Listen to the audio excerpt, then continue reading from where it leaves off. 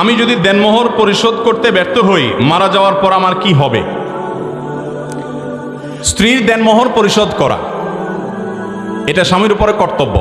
এটা স্বামীর উপরে কি ভাই? আমরা মেয়েদেরকে যে কতভাবে ঠগাই আল্লাহ, আবার মুসলমান দাবি করে নিজেদেরকে। আচ্ছা দেখি, বুকে হাত দিয়া হাত তোলেন তো সেই সকল বীর পুরুষেরা যারা বিয়ের পর, বিয়ের সময় বইয়ের যে মোহর ধার্য করা হয়েছে এটা পাই পাই করে পুরোটা বুঝাই দিয়েছেন তারা। হাত তোলেন তো দেখি।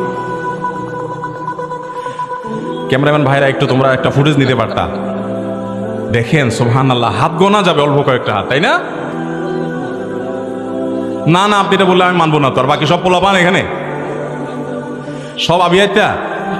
আরে না, বহু বিবাহিত মানুষ আছে, আমি তো চেহারা দেখতেছি এখানে।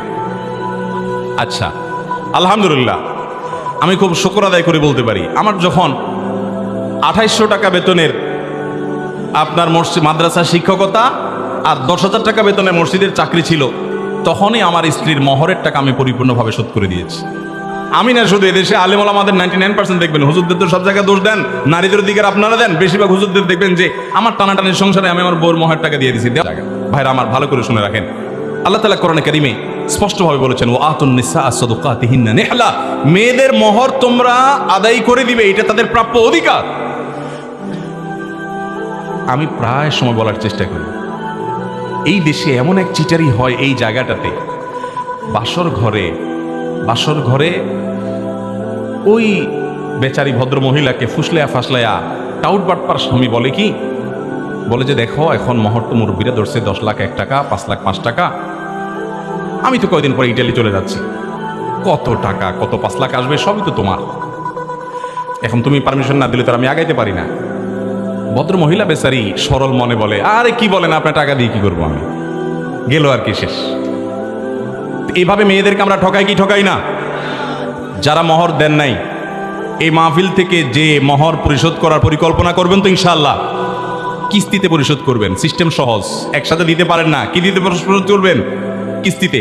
ছোট্ট একটা নোটবুক দিয়া ভদ্র মহিলার কাছে দিবেন, বলবেন টাকা দিলে লেখা লেখা রাখবা, ওই দোকানদারের টাকা যেরকম শোধ করেন এরকম শোধ করবেন। সিরিয়াসলি বলতেছি, চেষ্টা করবেন না ইনশাআল্লাহ? সবাই স্ত্রীর মহারণা পরিশোধ করবেন তো? স্ত্রীর মহর পরিশোধ করা ছাড়া যদি মারা যান, ভালো করে শুনে রাখেন, স্ত্রীর মহর পরিশোধ করা ছাড়া যদি মারা যান, স্ত্রীর কাছে এই টাকা দেনাদার হিসাবে কিয়ামতের ময়দানে আপনি দাঁড়াবেন। আর সেদিন কিন্তু কেউ কাউকে ছাড় দিবে, পাই পাই করে হিসাব দিতে হবে।